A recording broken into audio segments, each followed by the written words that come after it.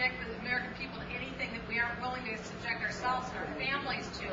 And unfortunately, that amendment went down in flames, which tells me something, tells the American people something, that there is perhaps something not to be liked in this bill, and we need to think this through very carefully. And I think you have some. Yeah, that particular amendment of energy and commerce was actually struck down on a technicality by the majority. They said we didn't have jurisdiction to consider benefits with House of Representatives, the administration for our committee. If we don't, I don't know who does, because that's all we do. It was telling to see it struck down, and nobody wanted to be recorded on nobody wanted to be recorded as having voted against that amendment, so they knocked it down. And as to how long it will take you to get the procedure that you just received, none of us know, because again, it would be up to the people that serve on these boards who would make that decision about how long it will be. We don't know. That's been part of the horror stories that we've heard about in countries where someone other than yourself makes those decisions. That's why we're hearing the debate about rationing. No one wants to see rationing, and one argument that comes out is, well, your health insurance company rations your health care. And that's a viable argument that people can make, but again, I want to have more competition with more health insurance companies. In other words, think in your mind of how you have the freedom of buying your own car insurance. I want to make sure that health care can be like that, where you can go out and purchase your own health insurance the same way you purchase car insurance. Then you decide that level of care, and if you don't like that insurance company, you walk and go to somebody better who offers exactly what you want. Again,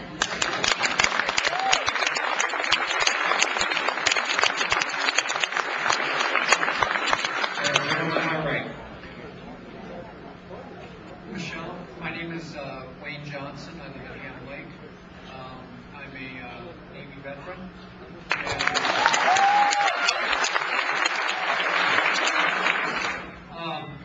As a matter of fact, I was involved in the failed rescue attempt for our hostages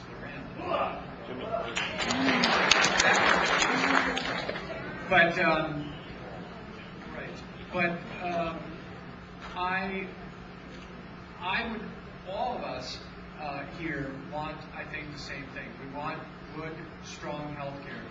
And I believe, as you do, that we have that right now. I was injured in a car accident after the Navy. My injury is not as a result of my service.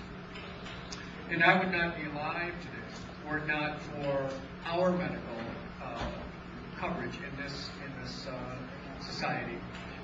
And more than that, I didn't have disability insurance, that sort of thing. And so the values that we all share, the values that brought us all here today, is what has allowed me to go back into the workforce, help me go back through school, all of that. We have the greatest country in the world, right here.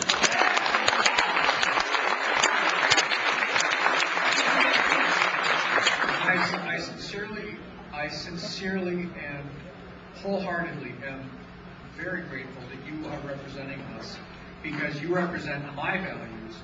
And my question is this then.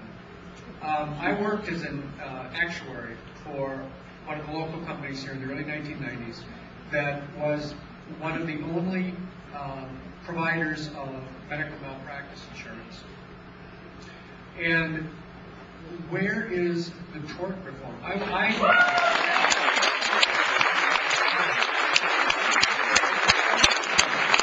suspect we all know why there is no tort reform in the current Democrat bill, because of course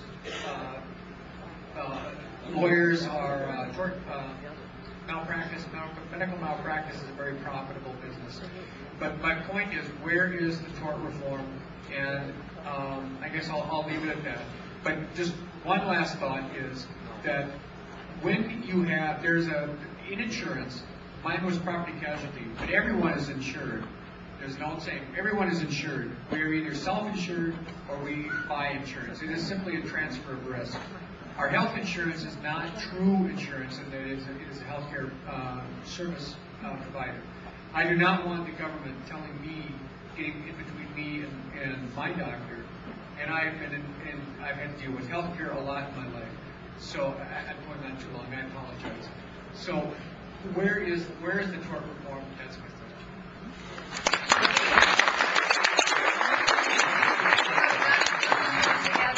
Let me just say a couple things quick. Thank you for your service to our country, and we want to make sure that we continue to provide for you and that all Americans enjoy the best health care that we possibly can have.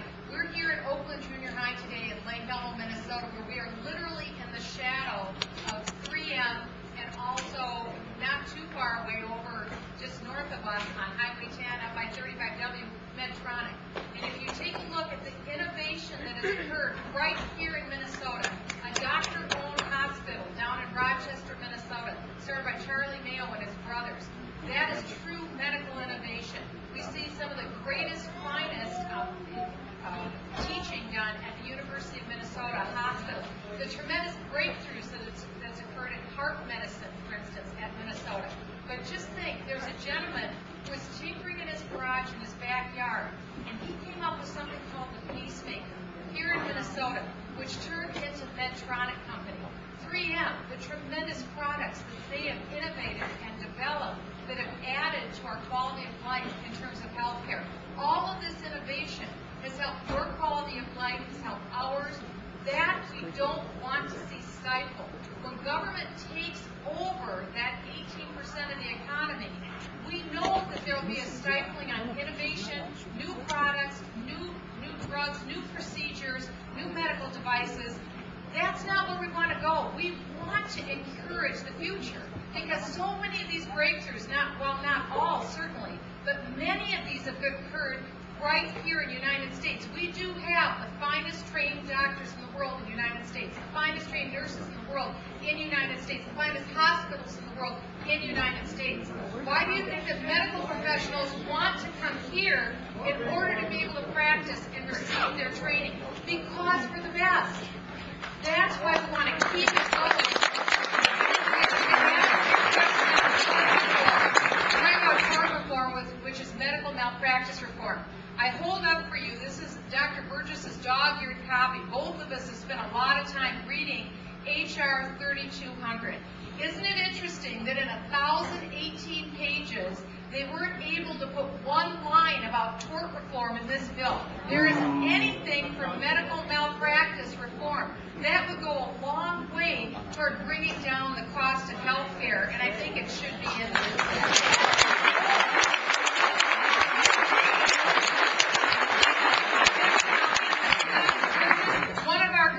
Who's also a physician OBGYN from Georgia, Dr. Phil Gingrey, he introduced an amendment that said essentially this: no bureaucrat could override the decision of your doctor. If your doctor decides you need to have a hip replacement, or if you need to have whatever the surgery is, no bureaucrat can override your doctor's decision. That amendment, again, went down in flames in committee, which is, again, the American people are very smart. They're watching what's happening, and when they see these amendments go down, they have the right to be nervous about what's happening in Washington. Dr. Burgess. I put two amendments in for tort reform in this bill. One was struck down on a technicality. The other was defeated on a party line vote. It's going to be very, very difficult. We're going to ask our doctors to be our partners with us at the level of federal government with this public option, but we're not willing to give them the very basic amount of protection that they're asking for. So the gentleman's right. It's a very, very big shortcoming in this bill. Okay, thank you. The gentleman on my left. Dr. Rodisher and Township, and I want to thank Can you talk in the mic? Dr. Ilya Gorodisher, and I live in Maine Township. I would first like to thank you, Representative Bachman, for turning a Reagan voter into a JFL activist. Thanks to you.